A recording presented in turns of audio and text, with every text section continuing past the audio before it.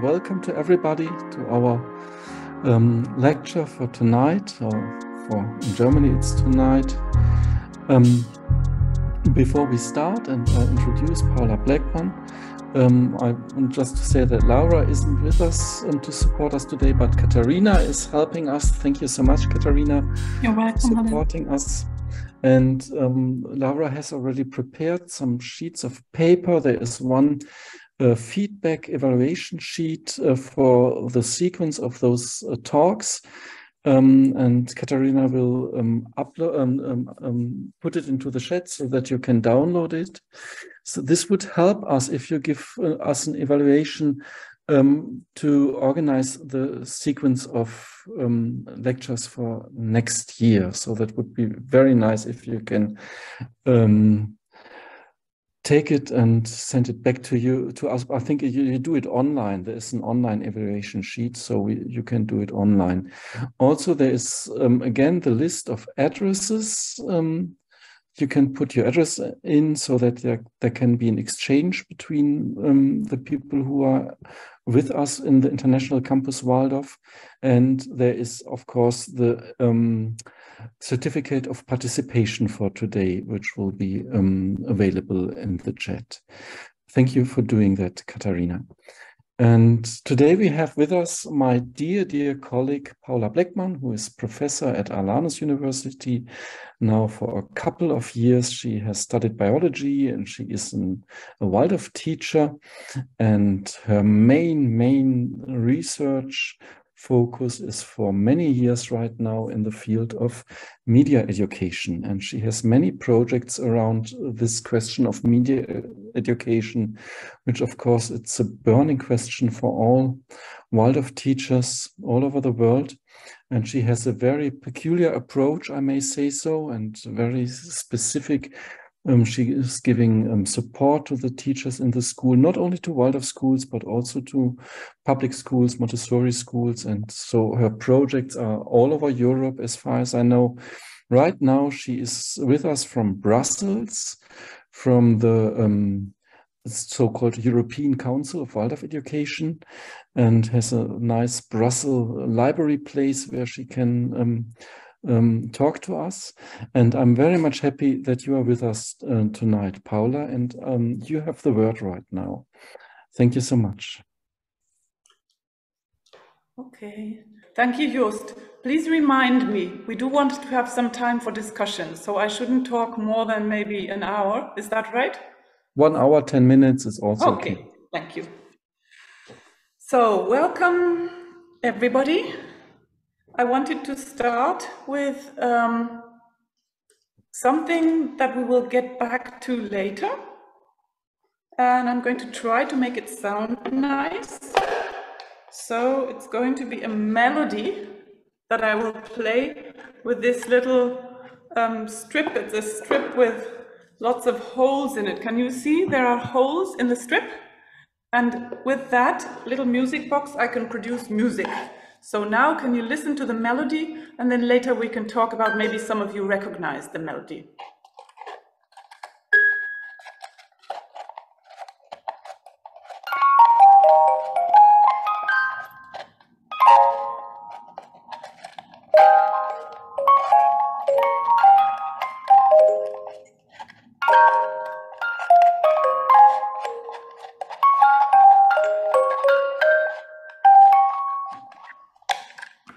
So that was that.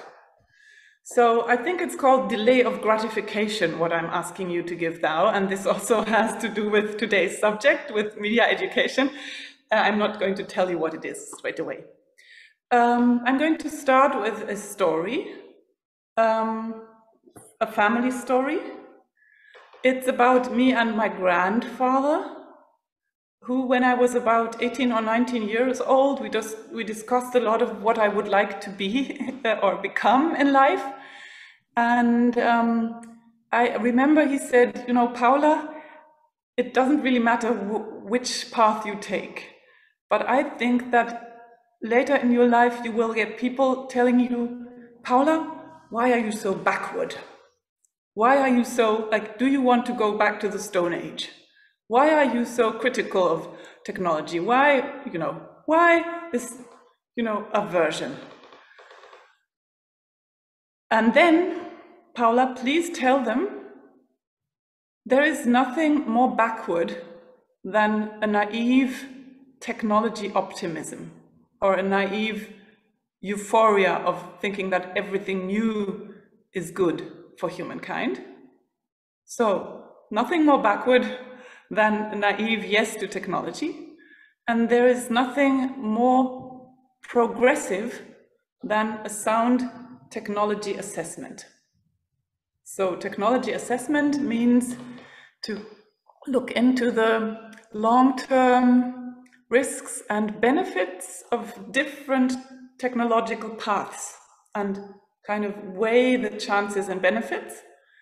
And this is really something that my grandfather was interested in, very much interested in personally, this topic of technology assessment.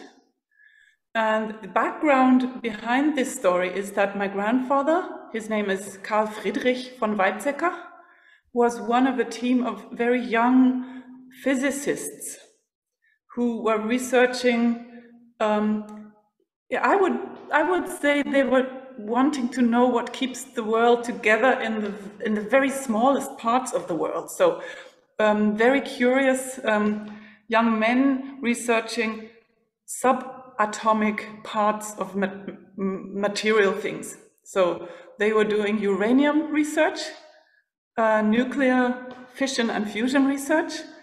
And I remember my grandfather always used to say, we were so curious, we just wanted to do this research that we never thought that if we had been quicker, we might have kind of developed a nuclear bomb for Hitler in time to use in the Second World War. So that is something that I still have with me until today, that I feel that I'm kind of resistant to this. I don't know whether you have ever heard it, people telling you, how can you be so backward? Why do you not want all these wonderful benefits of digital technology? And I find it a very helpful story for myself, that it's just like water, that it flows off me like water. If people say, if you say no to new developments, you're automatically backward, because saying no to new developments that might harm children's healthy growth and development is a very progressive action. So we will get back to that. My topic for today, I called it Unblack the Box. And I would like to start after this story with some reading Steiner, and I will try to make sense of some old texts, not only Steiner, and then go back to practice. So, and then at the end, of course, I wish to have lots of time to discuss with you. So let's go a little bit and have a look at what is the reputation of Waldorf schools in the literature. I tried to do some research for a report we were writing, and I found that Waldorf schools have a reputation in the public perception of media education, that they are very rejective. There's a kind of presumed media hostility.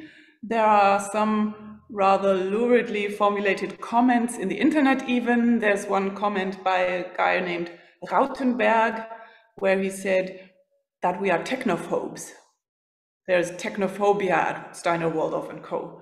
And some more differentiated accounts describe that that we are kind of regressive or progress preventing in our attitude, and that we have that the technology acceptance among Steiner Waldorf educators is too low. And then this is kind of from the outside, this is external criticism, and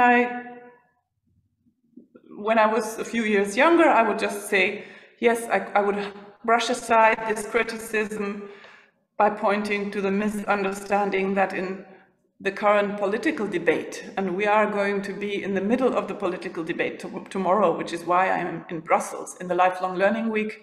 A member of Parliament, Victor Negrescu, a report is named after him. It's the report on shaping digital education policy. And when they talk about digital education policy, they often have these shutters on. Digital education is everything that you do in front of a screen. And I think in this circle, I don't even need to say that we think of education in the digital age in a much broader sense. So that then we just brush aside the criticism and we say, you know, if you think digital education is only about what pupils do when they're staring at screens, you're very much mistaken. And that's, you know, done away with the criticism. Then I also looked up like the criticism from the inside, and that is much more interesting. That in some studies which have asked the views of Steiner-Waldorf parents, for example, Graudenz et al. In 2021, this was published, or no, that was Waldorf alumni. These were former Waldorf students. They were asked about the most important challenges we're facing Waldorf Steiner schools today, and new media and digitization was cited most often. 1/3 of them said that was the biggest challenge they saw. And then from the point of view of former students and of parents, they also say the topic of digitization is one of the greatest challenges for Waldorf schools in the future. So now I would like to look at some old texts from around 100 years ago, sometimes slightly less. And at this point, I want to thank Brigitte Pemberger, who leads a project named Analogdidaktik. And she came to visit me on my 10-week offline excursion to the Alps. It was a birthday present for my 50th birthday, and we got a lot of really good work done.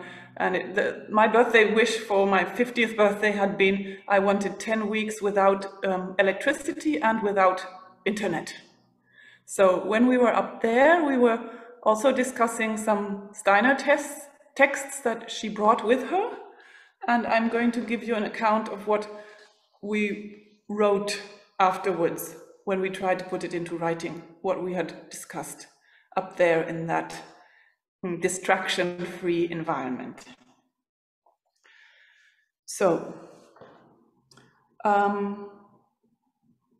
what Steiner did in his works on the technical, materialistic world around us, he had this idea that being surrounded by this technical world without understanding it, that would lead to a subconscious weakening of the Seelenleben, the soul life. Jost, you're very good at, yeah, okay. So I'm going to just read a quote.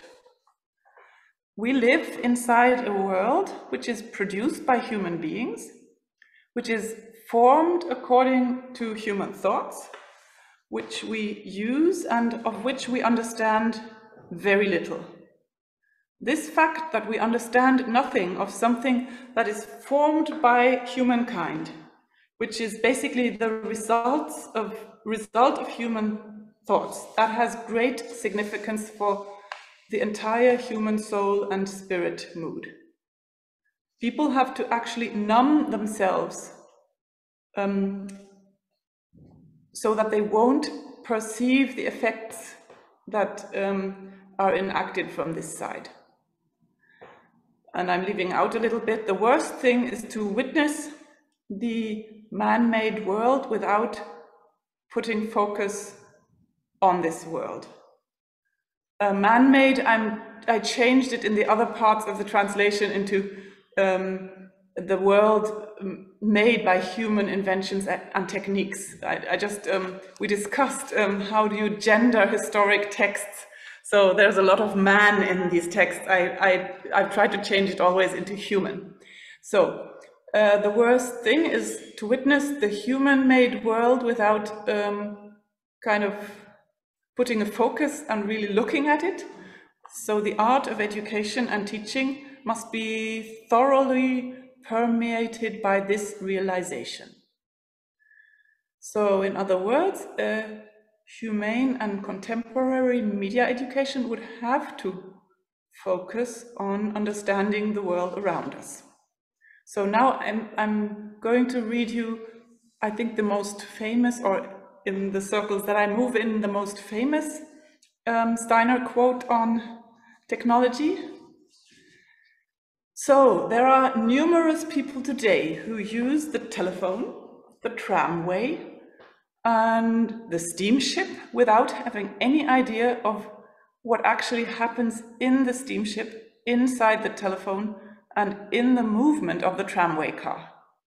Within our civilization, man is completely surrounded by things whose functioning remains alien to him. This may seem insignificant to those who believe that only that which takes place in conscious life has a meaning for human life. Certainly, in consciousness, one can live quite well if you just buy a tramway ticket and you ride to the station to which you want to go, or if you receive a telegram without having any idea how it came about, without ever having seen anything of a Morse. Do you pronounce it Morse or Morse? I don't know the correct pronunciation. Anyone, native English speakers? Morse. Morse, thank you. It's Morse. Morse apparatus. For the ordinary consciousness, one may say this is indifferent, but for that which takes place in the depths of the human soul, it is precisely not indifferent. Man in a world of which he makes use, and the sense of which he does not understand, is like a man in a prison without a window through which he could look out into the open countryside. So I'm just going to read that last bit once more. So, man in a world of which he makes use, and the sense or the functioning in a way of which he does not understand, is like a man in a prison without a window through which he could look out into the open countryside.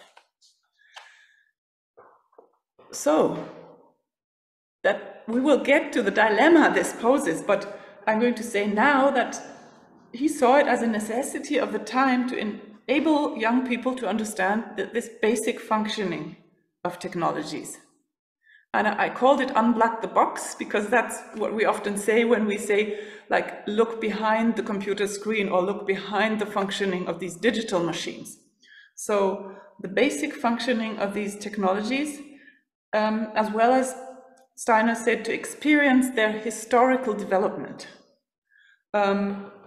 This would work then as a basis for a self-confident, well-versed, skilled use, productive use and application of technology by humans, as also Robert Neumann writes in his article in 2021. And I have prepared a PowerPoint. It will be short, the part with the PowerPoint, and you will find all the literature that I quote on 2 of the slides. So in doing this, Steiner also pointed out the danger or the pathogenic effect of a too early encounter with certain technologies. Too early, but most of all, an encounter with a cognitive focus, a kind of intellectualistic encounter characterized by drill. So now I'm taking what he's writing on how to acquire the cultural technique or the phonetic written language. How do children learn that?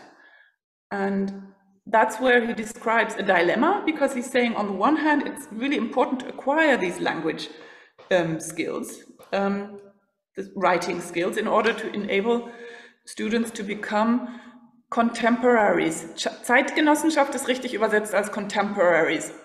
Jost, oder? Mal wieder down, oder wie würdest du Zeitgenossenschaft übersetzen? Sven, you are better than me, tell us. Okay. Are you there, Sven? If not, let's just stick with contemporary for the moment, and maybe Sven could write a better translation in the chat. I tried to raise my thumb. Okay.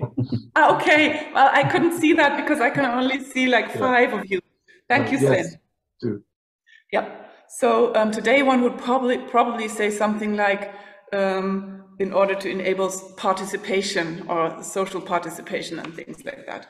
So, so they want to learn it. He wants them to learn it for them to become contemporaries. But on the other hand, for some, not all students, the acquisition of written language in the form that it was taught commonly at the time was a sickening way of instruction, a pathogenetic rather than a salutogenetic approach to teaching.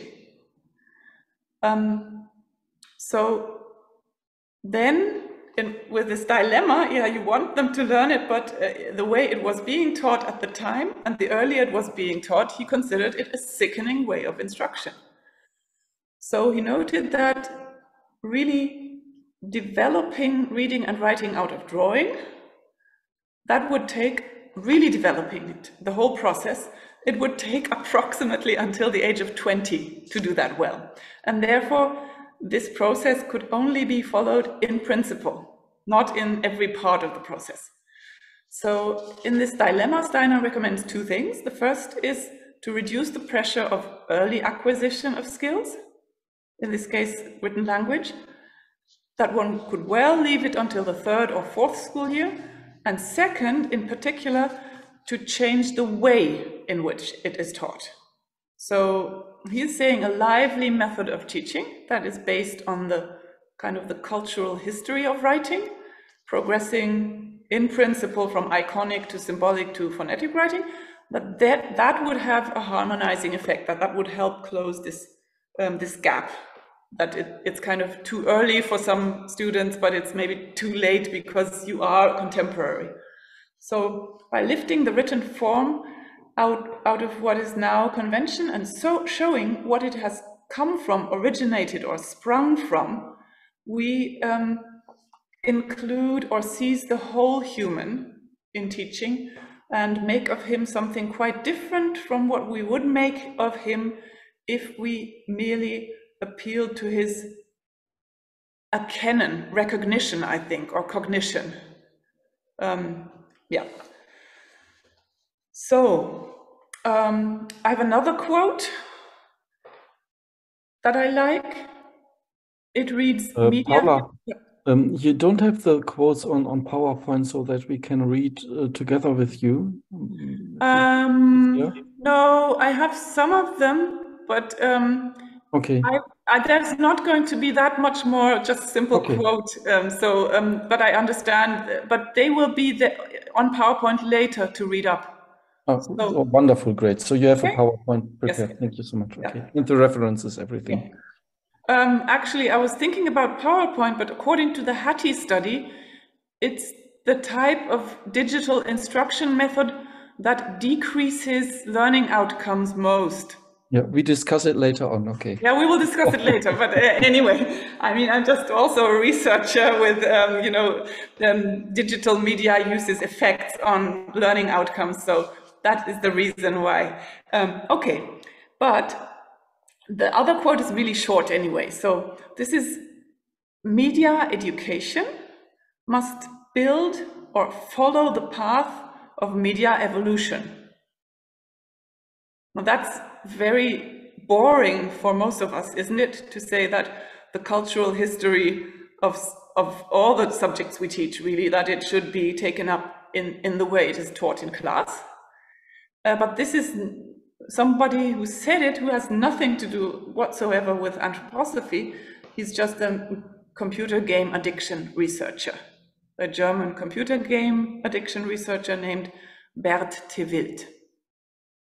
And from him comes this quote that media education must follow the path of media evolution.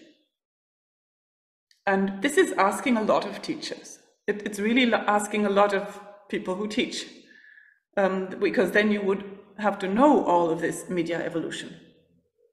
And also the Zeitgenossenschaft, the contemporaneity, then it's probably translated, of the teachers is it has to be there. It's a prerequisite for introducing the learners to the phenomena of the technical material settings that they grow up in. So the development of this life world that we have now, of its very rapidly increasing density of stimuli and experiences of children and adolescents and adults in direct or indirect contact with digital media, that illustrates just how much the living world, or this setting that people grow up in, has changed since Steiner's remarks. And those are quotes from over 100 years ago. But I wanted to bring another quote on kind of the openness of method, or the non-dogmatic approach of Steiner, to make sure that we don't follow the quote in the sense of, we have to teach about Morse, we have to teach about tramways, we have to teach about steamships, because in the Steiner quotes, those were the technologies mentioned. Morse, tramway, steamships.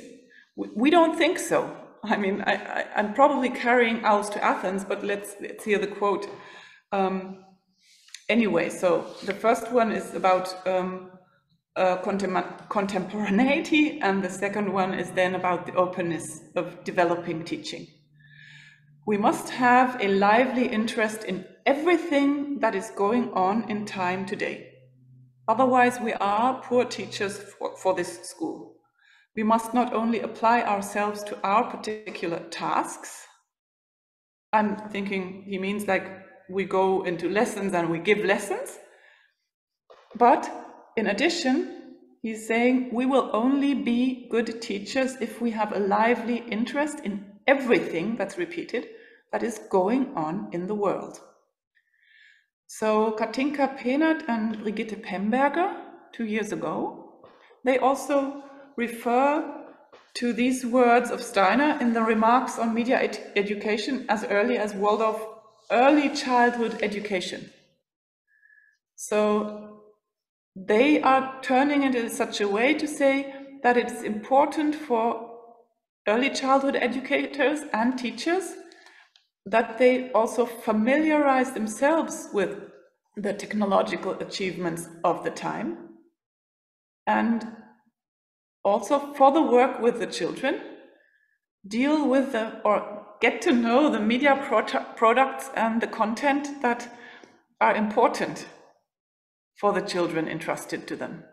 And I wanted to remark on this important word, because they mean important in the sense of having a high subjective relevance for the children, not in the sense of supporting healthy development. So if the children in a kindergarten, I think that's maybe their example, they've watched a Star Wars movie, then that's not fostering healthy development, but it's something that the children bring with them. So for wanting to support children in processing media experiences that are maybe brought into the kindergarten or into the classroom, it is helpful for teachers to know about these media worlds in which the children move. Which does not mean, they're never saying have tablets in kindergartens, but they're saying it's a responsibility of teachers to know about these settings, or about the digital influences in the family setting that children grow up in. So, then I think that's also the last long Steiner quote. Sorry for not showing it on PowerPoint, but I could repeat, maybe would it help, Joost, if I kind of just repeated the passages that are most important to me. Okay, yeah. So here, this is from the 14 morning and afternoon lectures that Steiner gave when they were just founding the first school. And he's saying, I am not a program man.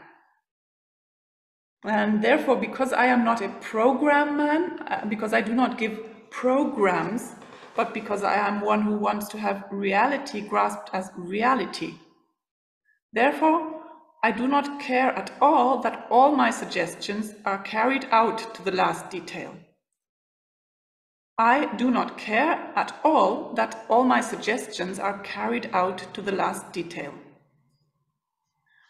If at any point one will begin to work in the way that is in the spirit of what I have said today, then let not one stone of the content I have conveyed be left upon another. You know this probably, this quote, that someone's saying, I'm telling you things now, but I'm not a program man. Just don't leave any one of the stones of maybe some kind of wall in your head that you're thinking about. You put together some stones, but not one stone of the content I have conveyed today must be left upon another. Something quite different will perhaps result, but it will then still be something that is justified in relation to real life. And I understand that this also means a quite big openness towards future. So if the real life changes, then we also change maybe the way we think about, or well, one change is that being contemporary teachers, we want to be informed about this, but also think about how to include it in class. So, against this background, it just doesn't seem plausible to us, me and my team, why some active Waldorf teachers, some Waldorf educational authors, that they still kind of place media education in this narrowly defined corner, technology teaching, and they limit themselves to the examples of the kind of life world of the time mentioned by Steiner 100 years ago. So there are still some people seriously saying, yes, let's teach about the electric motor, about Morse code and steamboats.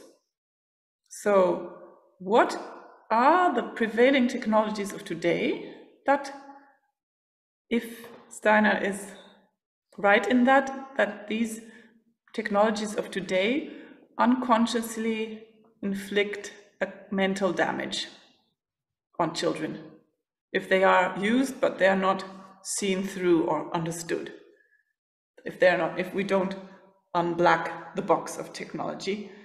And I'm saying understood at least in the basic principles of operation, not in every detail.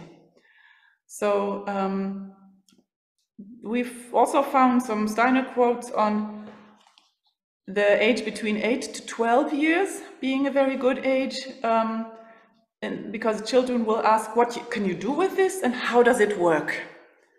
And the example of teaching the nature and the function of the opera chug, of the pocket watch and the pendulum clock. This is what he said. This is great for 8 to 12 years who are so curious to see, how does this work? How does this work? Yeah, so, okay. And at this point, I want to invite you to think with me about an issue that I have not myself yet resolved, but I'm kind of describing a dilemma, and I will be, I'm devoted to trying to find solutions, and we're almost getting there, but it's a big dilemma. How about Alexa, that voice assistant that is increasingly being used in smart homes, or in a lot of homes, even of Waldorf students? Like how this is an AI-based voice recognition assistant based on kind of big data analysis. You all know Alexa, don't you? Or Siri or Cortana, it doesn't matter which one of them. So how would a series of lessons have to be designed to counter the pathogenetic and subconsciously weakening effect of Alexa on children by helping them to understand its basic mode of operation? And that in a lively kind of alive mental image connected, action-oriented way. Is that even possible? Or for which child, at what age is this possible? To what extent can and should we try to prevent children from being confronted with Alexa? And that would be my first goal. And Joost said that I'm working like in Europe and all over Germany, and not only with Waldorf schools. So the first idea was we need to reach the parents, because that will make the dilemma, you know, that will make the scissors kind of come closer together. If it's just that children come into contact with Alexa later, it would most definitely help. But for the children that have this Alexa at home, well, when could we do it? At what age? For which children? And how could we do it? So Steiner does not make any statement in the sense of, you know, dealing with digitization should only begin in high school. I've heard it a lot of times that people said, you know, no, this digitization stuff, the computing science, that's so cognitive, it should only start in high school. But I don't find that. And Brigitte really looked and she didn't find it either. So I'm still convinced that he did not say that this should start in high school. But what we see is that 100 years ago, there wasn't such a thing. So we didn't ask the question, when should we start? But if we look at like almost 40 years ago, the first Steiner Waldorf teachers started thinking about how do we do this thing, this computer science education in Waldorf settings. And to the best of my knowledge, this is 1984. That's the first publication that explicitly refers to computer science and not generally to contact with the technical material world of life, like typewriters or films. And at that time, they began to take computers apart, to disassemble them, which is great, to enable students to understand how they work, how they are constructed.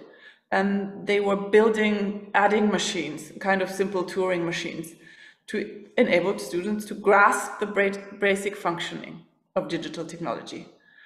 And I think that makes a lot of sense for 40 years ago, because in the living environment of children, that they should have contact with computers at all as part of, you know, everyday life was a rarity below adolescence. So like babies and toddlers and primary school students, they just were not confronted with computers. So for the time, it seemed conclusive that the Waldorf school children, that they were not familiarized with the functioning of digital devices earlier than they came into contact with them, which was adolescence. So in the sense that Steiner talks about begründete Kompromisse, justified or justifiable compromises to solve these dilemmas. And so it wasn't such a huge dilemma, because you could start with this computer or digital education at an age where you could see that it was fine, it fitted there. And now, like 40 years later, it seems to be a real luxury to be still allowed to even ask the question, which media should children use from which age? Because of these very serious changes, both in terms of children's media use patterns in the home, but also in terms of legal framework conditions for media education. I'll look at this LifeWorld change in conditions first in 2020, and this is Germany, and the German numbers are probably almost lowest in globally.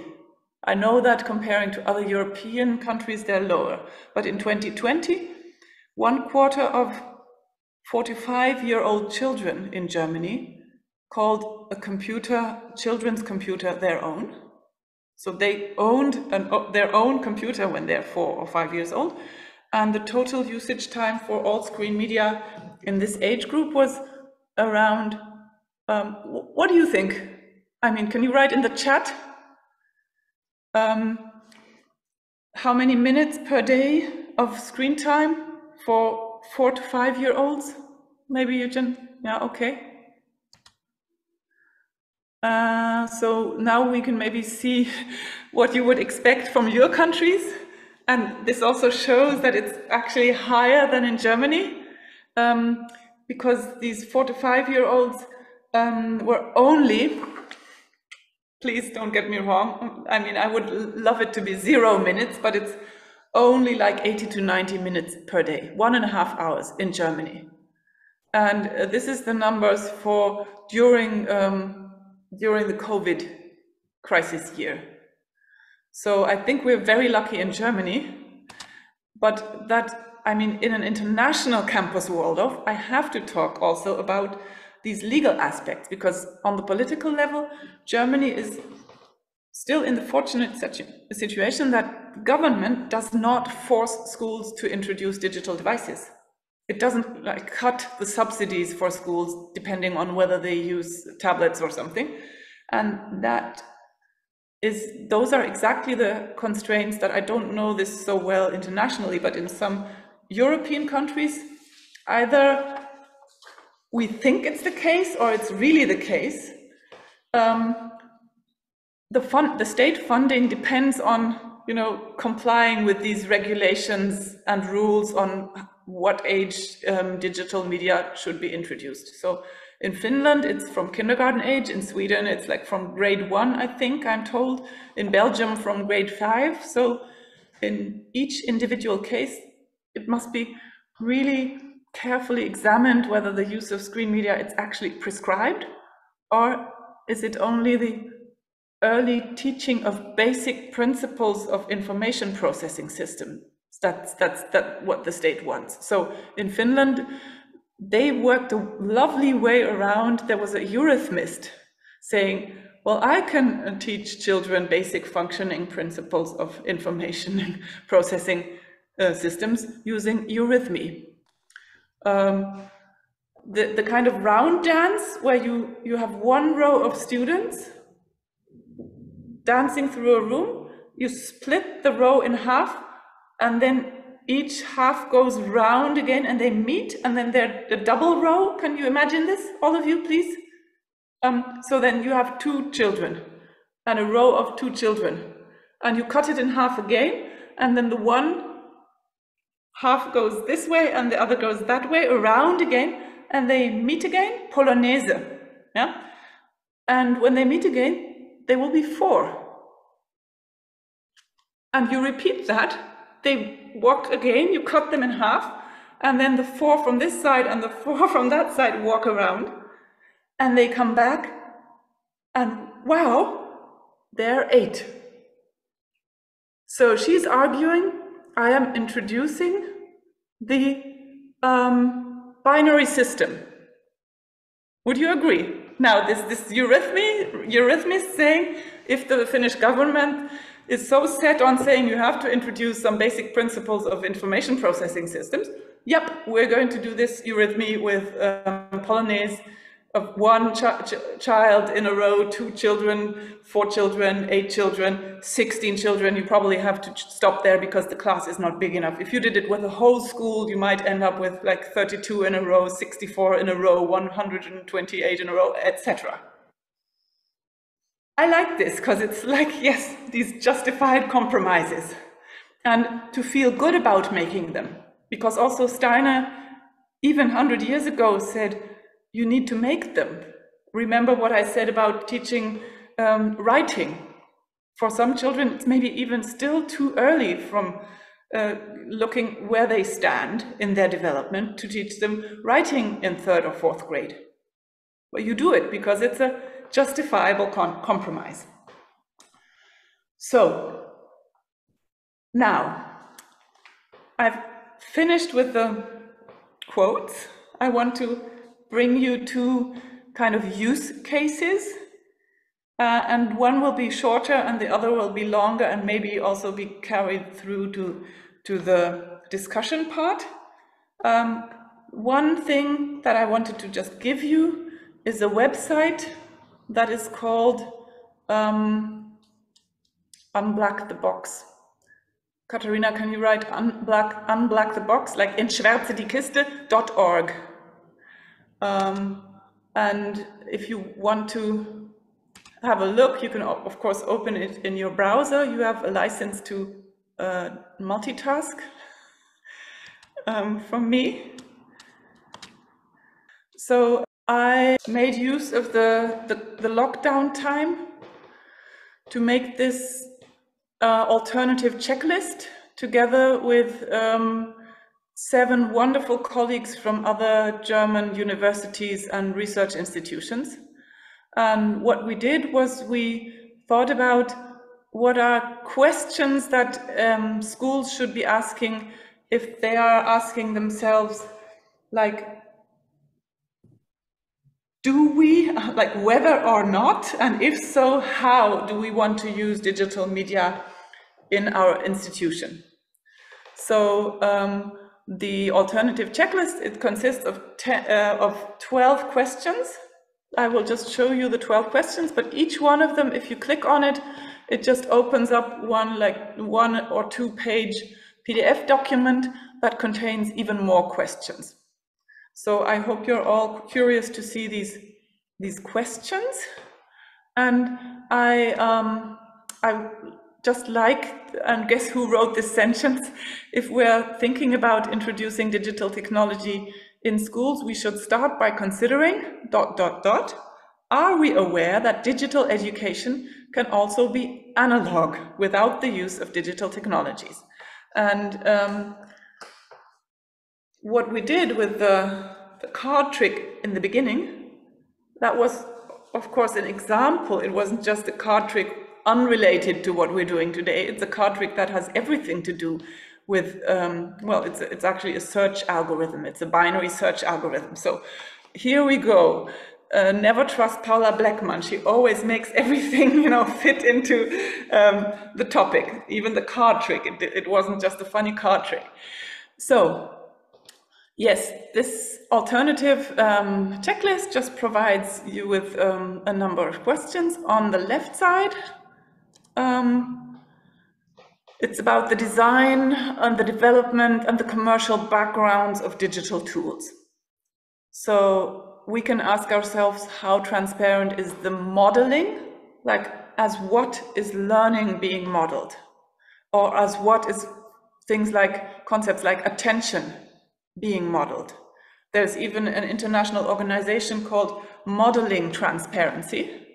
So how transparent is the modeling? You could just model attention as a kind of, you measure the Leitfähigkeit, the conductibility of human skin is an indicator of attention, for example.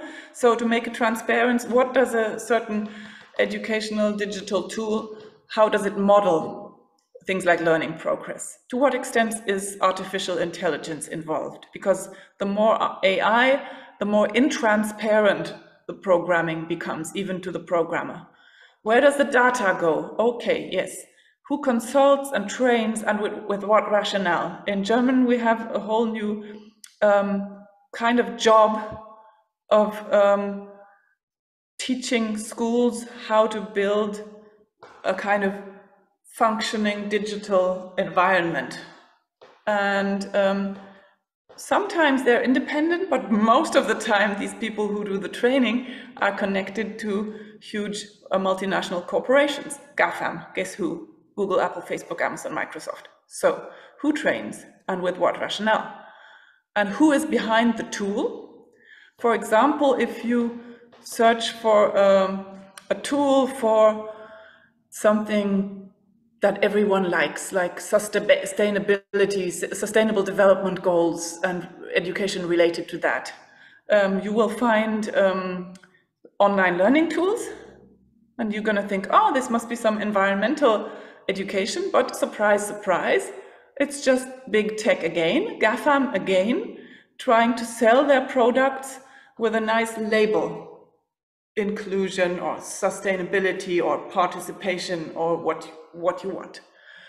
Then also, what are education policy backgrounds? Just read that one if you have time. Anina Förschler, a colleague from Hamburg, spent 2.5 years researching the influence on big tech on German education policy. And I'm just always shocked to hear how much influence is there. So I think in this round of people, this is like, again, carrying owls to Athens, but also ask yourself, what are education policy backgrounds? And then on the other side, this is more about not so much the background and the design, like what is behind the screen, but what happens if children would use the applications. What are possible health effects, physical and as well as psychosocial? Which types of learning does the software enable or not enable? Like revising vocabulary would be maybe something that an app would be reasonably suitable for, whereas finding new information on a certain topic would not be, because you couldn't experience the new thing. To what extent does it provide opportunities for design adaptability? So can the teachers change the software? And also which types of nudging or gamification or visualization are used? So these kind of scales or growing and gamification, you do 6 maths exercises correctly, you get rewarded by being allowed to use a little game, etc. So beware of nudging, gamification, and aggressive visualization. Though a lot of the politicians we talk to say, it's so great, it's so motivating. I've come to say, whoa, if I hear this word motivation, I now tend to say, beware of too much motivation. It just sometimes means that you are entirely corrupting the reward system, like getting addicted to dopamine clicks every few seconds. So that's also what gamification is about. And how much is education being surveyed, this surveillance aspect of, does everyone in class see who has read how many books? Or do you still have kind of privacy and a kind of protected space for learning? Or will everyone see how many points you scored in a certain digital learning environment? So now that was all I wanted to show, but I can't seem to be able to stop the sharing. Why not?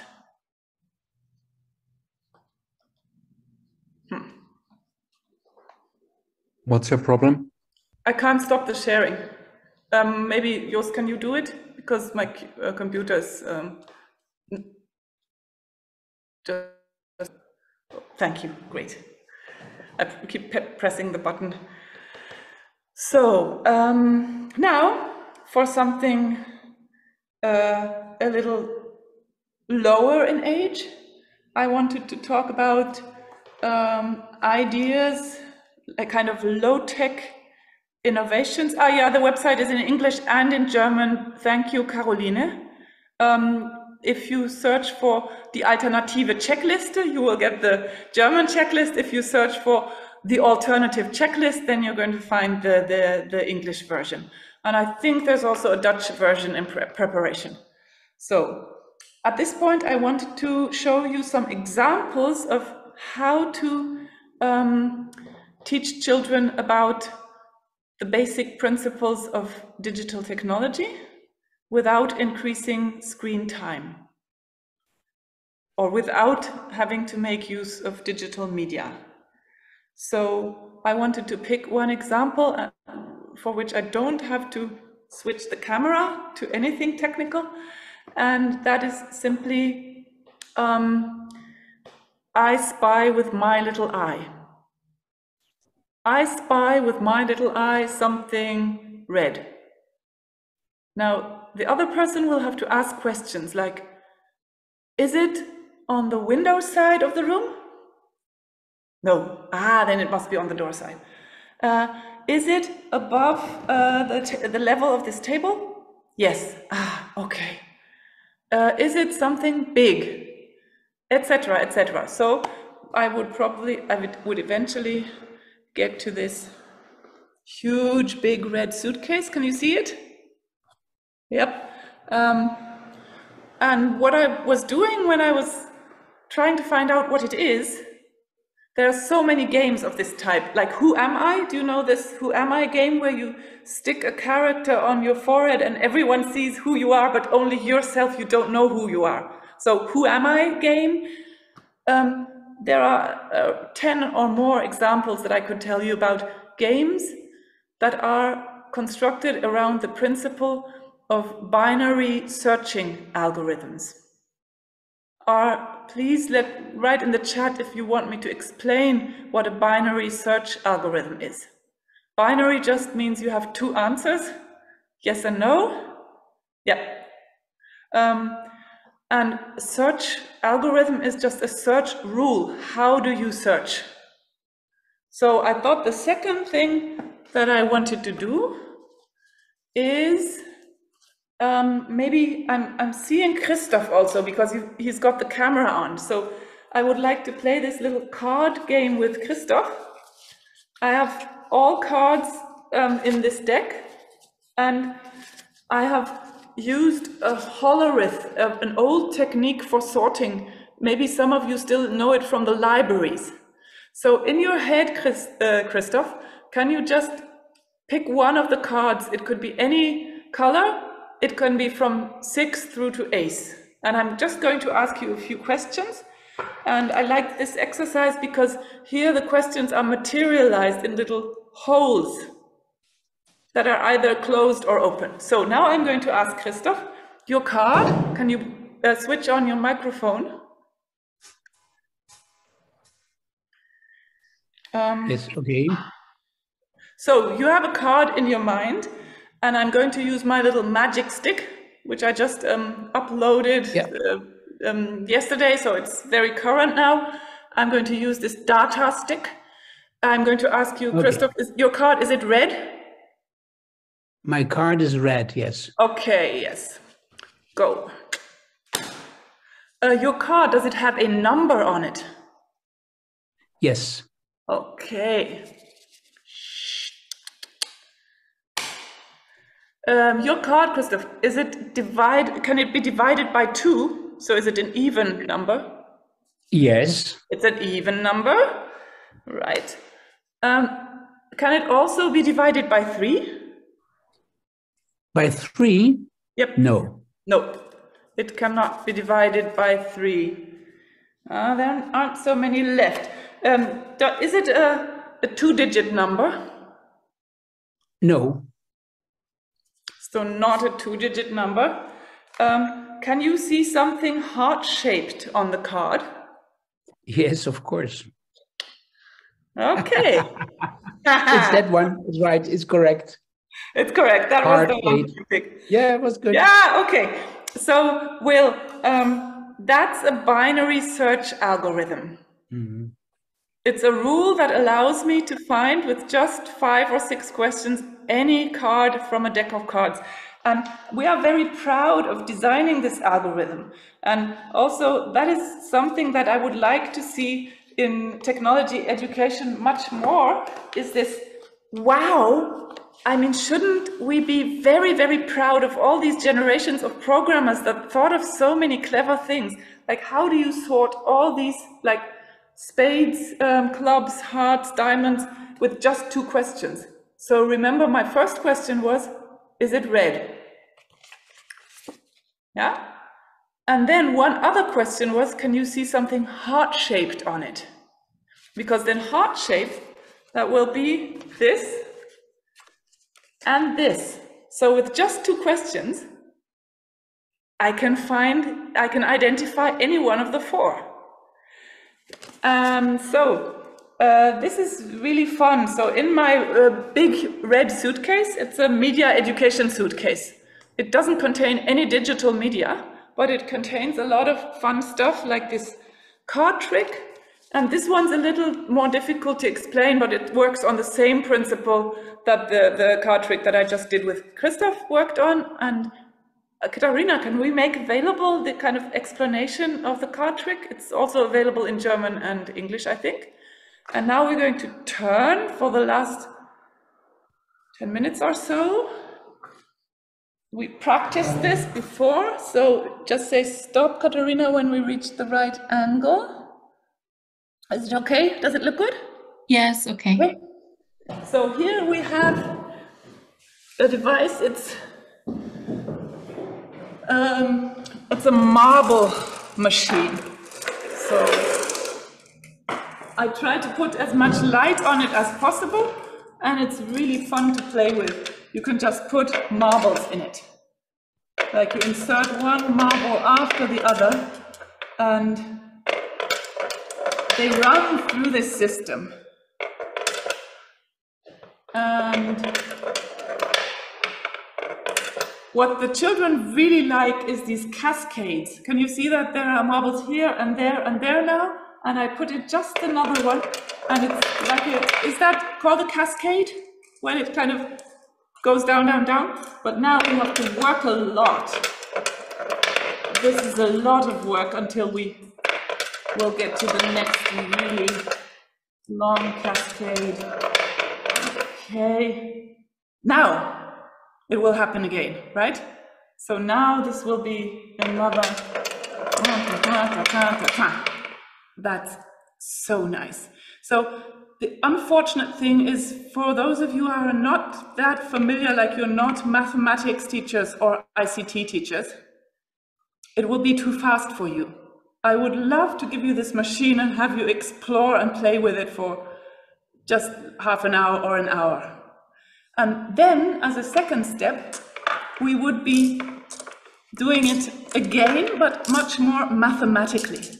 So now we would be saying, this is 1, and that's 2, and that's a 3, and that is a 4, and we would even, it's not working. So the 4, we would be calling, we would write it as 1, 0, 0, because this is full and that's empty and that's also empty.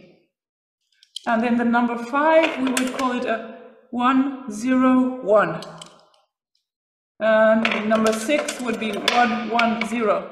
And the number 7, 1, 1, 1. But then number 8, there's a cascade. So it knocks all the others out. And it's a 1, 0, 0, 0. So I hope many of you now recognized what they might have learned in school as the binary counting system. It's a binary marble counting machine. Yeah. Amazing, isn't it? Quite genius, yeah. Yeah. And what we do with the students with it is we kind of explain the concept of pixels with it. So I wanted to do this like live pixel drawing. What we do is we distribute this piece of paper and we say, if there's a marble in the slot, then you have to make it black. If there's no marble in the slot, then the pixel stays white. So then you say start in row, in this row 1, and insert 6 marbles. We're going to do that. 1, 2, 3, 4, 5. And unfortunately that one's not working. And 6. So it's a white, black, black, white. White, black. I should turn, yeah, I should do it like this. Black, white. Okay, the next one, empty the machine again. The next one is just a 2. So 1, 2. So if we were in class, of course, I would ask you, so what do we enter? So the number 2 is a white, white, black, white, okay. And okay, 2 again. Now you could see some students will say, okay, 2 again, I want to enter 2 marbles again. Some others would say, oh, I already know what 2 looks like. It's the same again. And then number 3. Okay. 1, 2, 3. And this will be a white, white, black, black. Okay.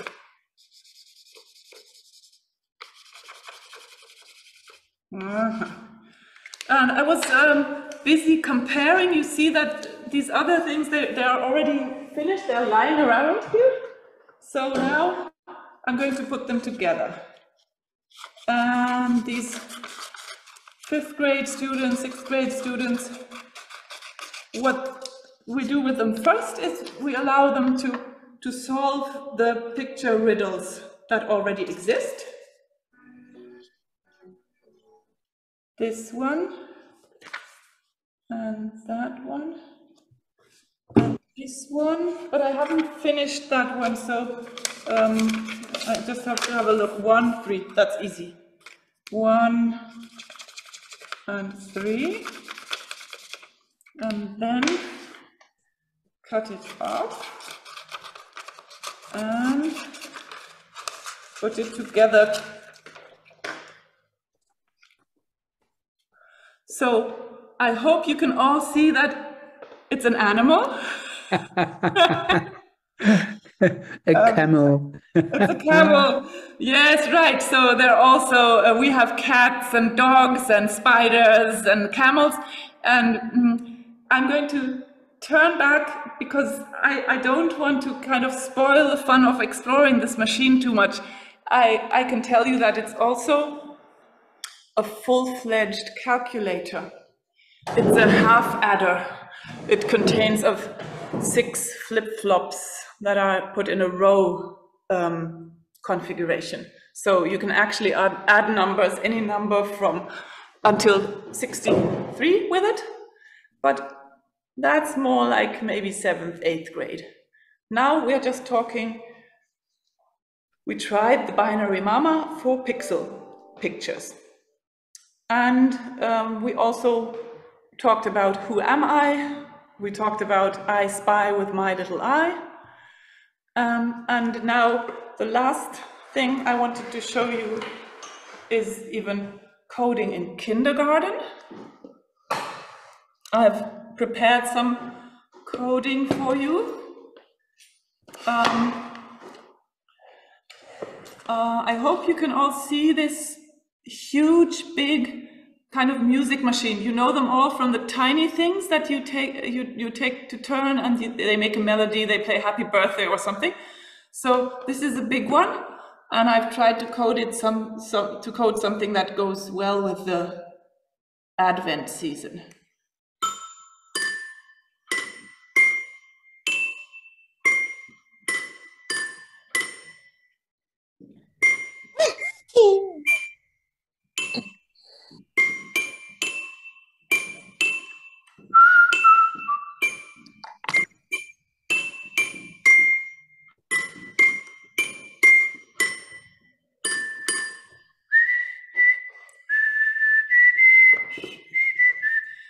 It was over, so I couldn't put in the last part, but what you are seeing here is an example of coding. So I'm talking about just another example of what the Finnish Eurythmy teacher did. So now here we're saying, this is the binary system. If you put in this little thing, it's a 1. There will be a tone. If you take it out, it's a 0. You cannot have continuous, very low tones, very loud. You can only have a 0 or 1. It's either the note is there or it's not. Not like if I am humming, it can be very quiet. It could be very loud, or it could be more quiet. It's not continuous. It's binary. And also, we are seeing one of the most important fundamental principles of information processing machines. We are seeing the IPO principle. Please write in the chat if you know what this IPO principle is about. And I'm going to say that in Steiner-Waldorf media education, we focus a lot on the P in the IPO principle. And it's easy, you will recognize it immediately. I is for input, P is for processing, that part, and O is for output, of course. So when I chose this title, Unblock the Box, I was thinking that most of the information processing machines that children are confronted with today, they swipe, they click, so they do the input part. Then something miraculous happens in the black box, and they can see the output, but they cannot see the processing part. So the idea, or our idea in the project Analogdidaktik, is we should have media education that starts with the analog before the digital, that starts with producing before consuming, and the third and most important principle, that we should have an underline under the P in the IPO principle, that it's the processing part, that it's kind of unblack the box instead of black boxes that we are using, where we do not understand the way the machine works. So this is maybe a helpful guideline, these 4 principles, and I'm sure that you have thought about it in a very similar way before, but this is just to maybe hear it from someone who's been thinking about media education and how to make it age adequate and how to make it healthy. That these are 3 principles that if you are following them, you are doing a damn good job. So I just hope that the presentation is really more about saying so many good things are already happening in the Steiner-Waldorf institutions. For example, I know that if we're talking less about ICT and we're talking more about moving pictures and stuff, like have you ever seen moving pictures in Steiner-Waldorf kindergartens? Well, I know I have. Yeah. So this is about understanding moving pictures, or also a flip book. Do you all know what a flip book is? It is 15 minutes to go, so okay. When I have a talk. So I'm going to have to stop. So this is a flip book, and using this flip book, or making this flip book, children will learn much more about the inanimated nature of moving pictures. It's really just pixels. So I'm going to finish with this quote from the interviews that my PhD student conducted with the students in the 5th and 6th grades. There was this quote from a boy. He said, "Now when I watch videos with my mother, I think there is no real movement there. In the computer, the computer is just very, very fast at sending lots of little pixels, you know, like we did with the 0s and 1s. And a little girl said, it's all based on the 0s and 1s. Of course, they kept coming back. It's all based on 0s and 1s inside.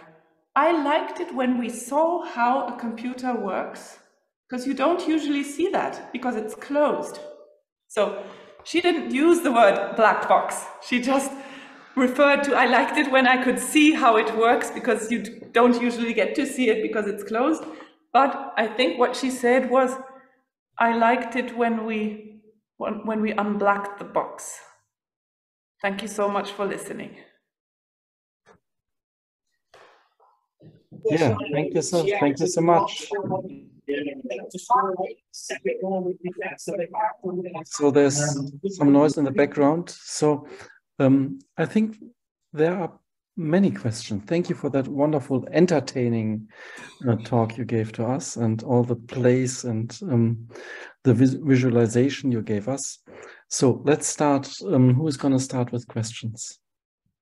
If you need time to think about your question, I realized that I forgot to tell you what this was.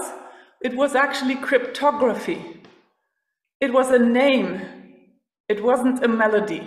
So it was the name Vidar, written by someone who was named Vidar, and a little heart, what you were listening to just now. So we were introducing the principles of cryptology and cryptography. And of course you will know that this thing here, it's much cheaper than the big music box that I showed. And you can even turn it into a loop. Do you know, in programs, they call it a loop? If something happens again and again. And we can do that same thing with our little strip of cardboard with holes in, if we want to play the same melody around and around. So we're also introducing some serious programming principles here, aren't we?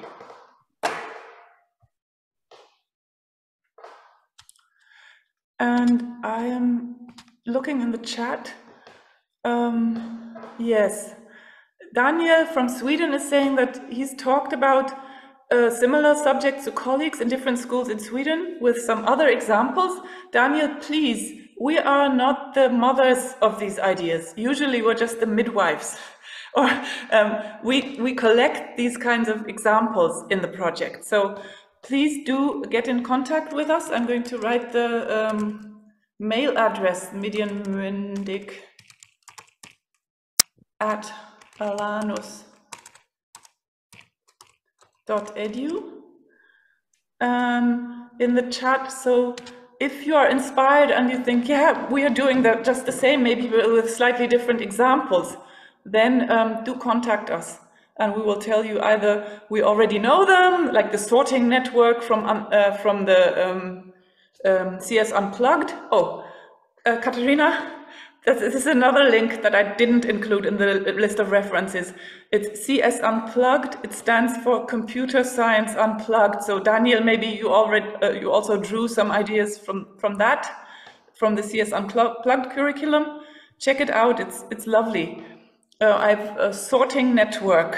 So we were talking a lot about searching algorithms, but there are also some really nice ideas on sorting algorithms, even a Hungarian dance troupe dancing the quick sort.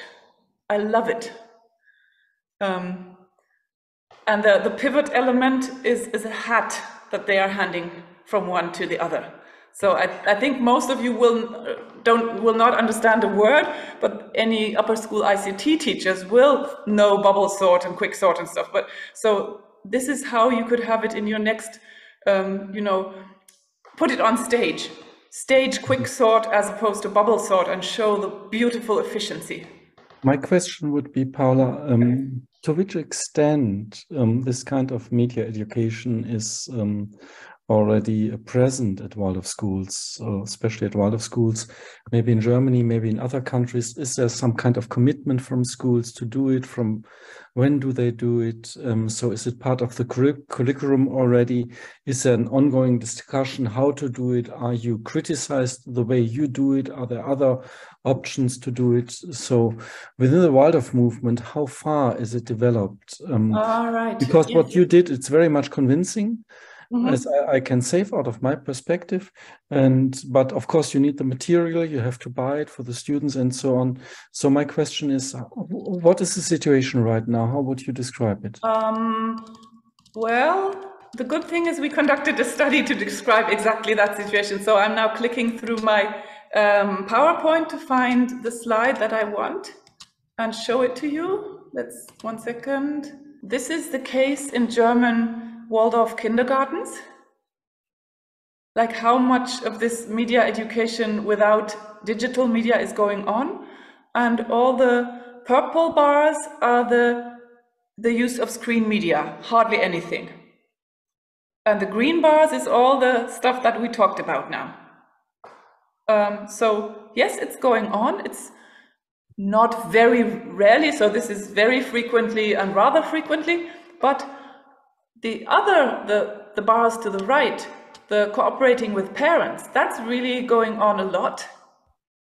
And also the real life empowerment to prevent digital risks. Like how do we strengthen children in real life to protect them from like the 32 different types of digital risks, but that would have been a different presentation. You asked about the left part, and it's really going on a lot.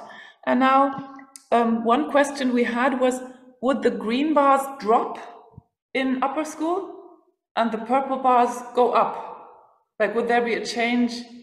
I expected that, to be honest. So it's not the case. In the upper school, this is 10th to 13th grade, the green bars went up dramatically. So there's even more of this kind of digital or education for the digital age, but without using digital media going on. A lot of producing and presenting, analyzing, reflecting, communicating, cooperating, operating and applying, problem solving and modeling without the use of digital media, and a rise in the purple bars. So that was maybe one part of the question you asked.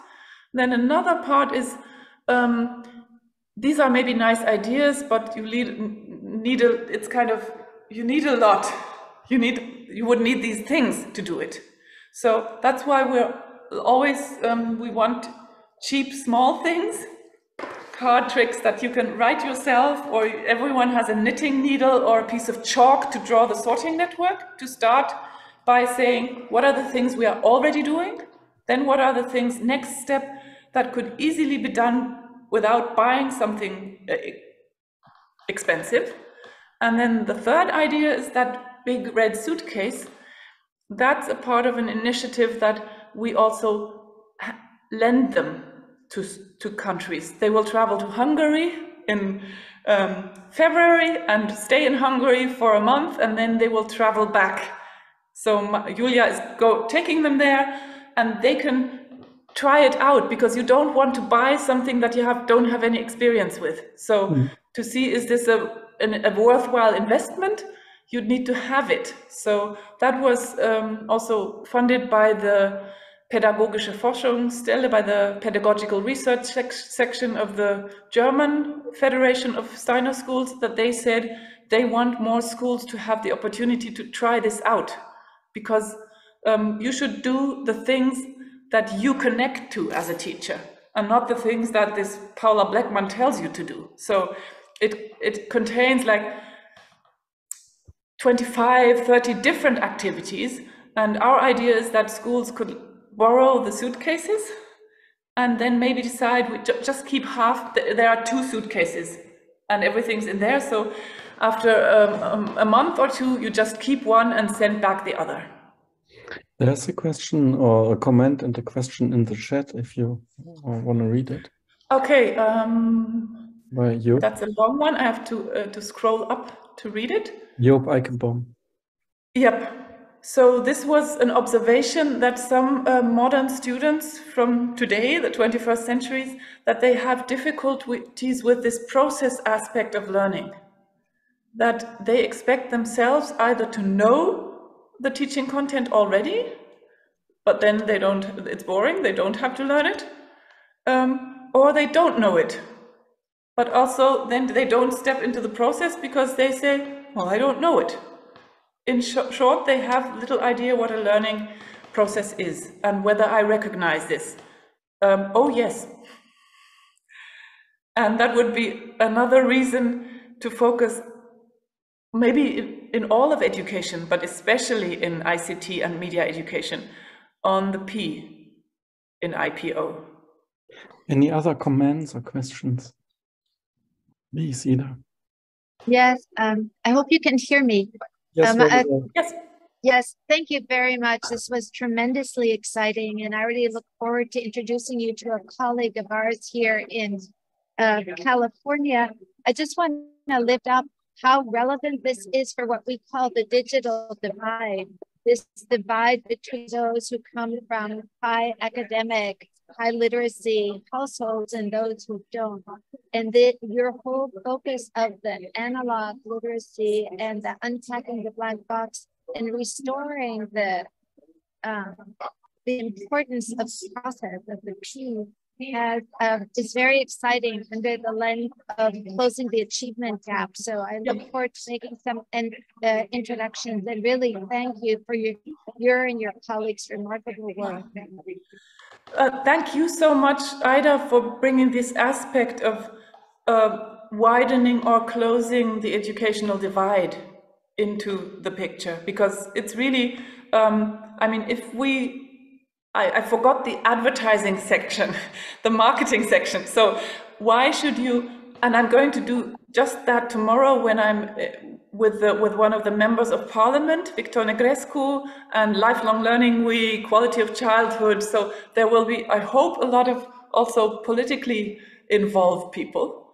And I'm going to say, why is this a stepchild? Because it should really be in the center, because it is such a, I remember when we used this binary marble adding machine at an inclusive school. I worked at this inclusive Waldorf school, and it was very natural that the child with Down syndrome, that the others said, you can insert the marbles, we just watch. So he was like, he inserted around 200 of these marbles in the course of one lesson, and was very happy, you know, picking them up, the sensory motor training. And it, like, if I had imagined that you would introduce the binary system on a computer screen, that child would be, it would be lost time for him. Whereas here we're talking about an inclusive kind of low technology, or Ivan Illich would say intermediary technology. And it's also ecological, isn't it? You don't need coltan and rare earths and electricity. You just need good ideas, a piece of chalk, and a teacher with motivation in their head. So how about maybe it's participatory, it's inclusive, it's kind of closing the educational divide, and it's really interestingly training computational thinking. And if you're interested, I mean, we meet again next year, and I will talk all about why I think Waldorf education is the best to foster computational thinking. And all the people in Silicon Valley, they've started to measure like who becomes a top class performing programmer or ICT specialist. It's those that have high computational thinking skills. And this is very far from thinking like a computer, because computers can't think. You know, whatever people like Ray Kurzweil say, I just know too much about computers. They just calculate. So this computational thinking is things like pattern recognition, things like decomposition of tasks, something complicated that you split into shorter bits.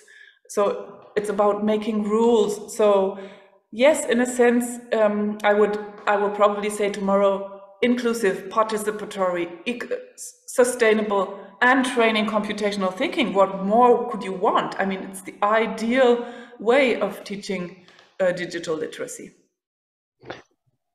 Thank you so much, Paula. We wish you good luck for tomorrow for that talk. And thank you. You're very much convincing. I can't imagine any politician who isn't convinced by your. I'm always good at convincing people who are already convinced. It will be tougher tomorrow morning. Okay, you will manage that. Thank you so much. Okay. So we are very happy that it was possible for you to join us even from Brussels. Thank you so much. Next week, we will have Carlo Willmann. That will be the finish of our sequence this autumn. And Carlo is from Vienna, and he is heading the INASTI group. And he's going to talk about holistic religious education. So that will be maybe close to Christmas time, whatever we speak about something religious in what sense ever. It's not Christian, it's holistic religious education. So I'm looking forward to see you all again next week, and I wish you a good day, a good night, a good morning, wherever you are. There's someone from New Zealand with us, I think. And thank you again, Paula. That was very nice. Thank you to all of you. And can I finish with a quote from Ivan Illich? Would be wonderful. So it's fitting, but also maybe not fitting. Friendship is when my utmost pleasure is to see you light up in my presence, and I light up in your presence. To give a name to this phenomenon of meeting between humans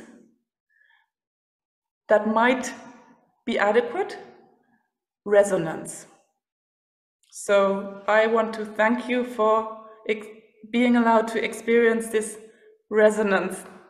Even though you were so far away, I could feel a certain kind of connection just from the smiles on your faces or from the comments in the chat.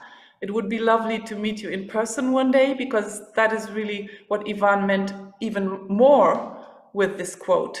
He's my brother's godfather, so I got to meet Ivan in person.